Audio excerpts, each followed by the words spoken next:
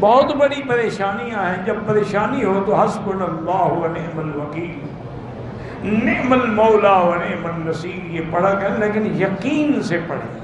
شرط یہ. ایک دفعہ ایک کشتی میں کچھ لوگ جا رہے تھے تو اس میں کوئی اللہ کا بندہ بھی تھا، پتہ نہیں وہ کیسے جوش میں آ گیا. اس نے کہا کہ بھئی اگر تم 10,000 درہم دریا میں پھینک دو نا تو میں تمہیں وظیفہ بتاؤں گا. ایک آدمی بیٹھا تھا، اس کے پاس پیسے تھے، اس نے پھینک دیے. اب لوگ اس کو کہے یار تم بڑے بیوقوف ہو، 10,000 درہم دریا میں پھینک دیے.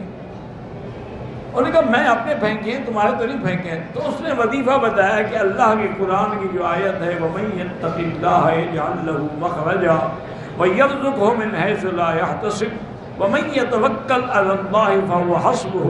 ہر مشکل میں یہ پڑھا کرو، اللہ تیری مشکلات حل کر دے. اللہ کی شان ہے کہ کشتی ٹوٹ گئی. اب وہ آدمی ایک پھٹے پہ اکیلا بیٹھا ہے اور یہی آیت پڑھ رہا. کشتی کنارے لگ گئی، وہ بچ گیا.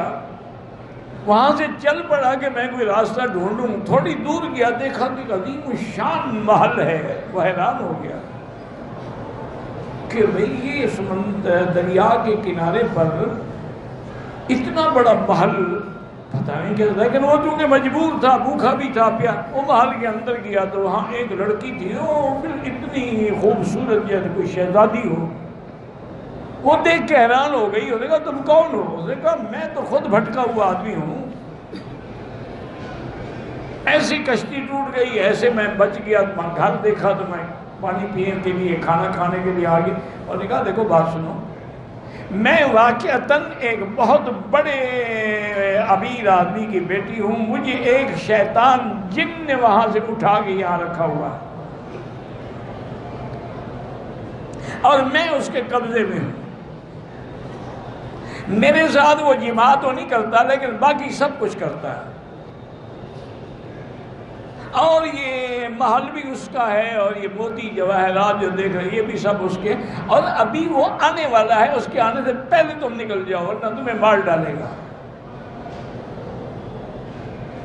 وہ کہتی ہیں کہ ہم ابھی ایسی باتیں کر رہے تھے کہ اندھیرا ہو گیا محل میں. اور کہا دیکھو بدبخت شیطان آ گیا ہے، تم اب بھی بھاگ جاؤ. اتنی دیر میں شیطان ظاہر ہو گیا. اس نے کہا اچھا تم میرے محل میں میری اجازت کے بغیر اندر آئے ہو. اس نے یہی آیت پڑھنی شروع کی وَمَن يَتَّقِ اللَّهَ يَجْعَل لَّهُ مَخْرَجًا. پڑھتا گیا، پھونک مارتا گیا، شیطان جل کے ختم.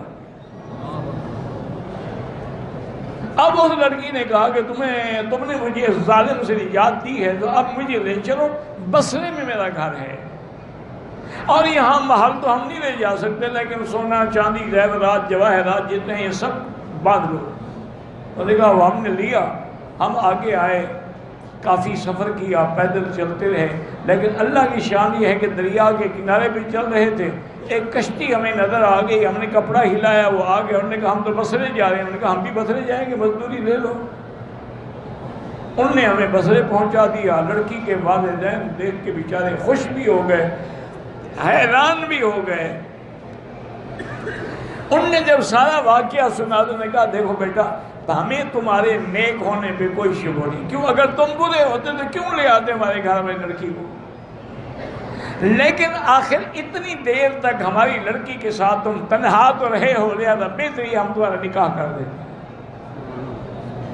اس کے نکاح ہو گیا، وہ جناب شاہی محلوں کا مالک بن گیا.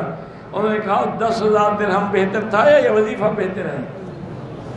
لیکن شرط یہی ہے کہ یقین ہو.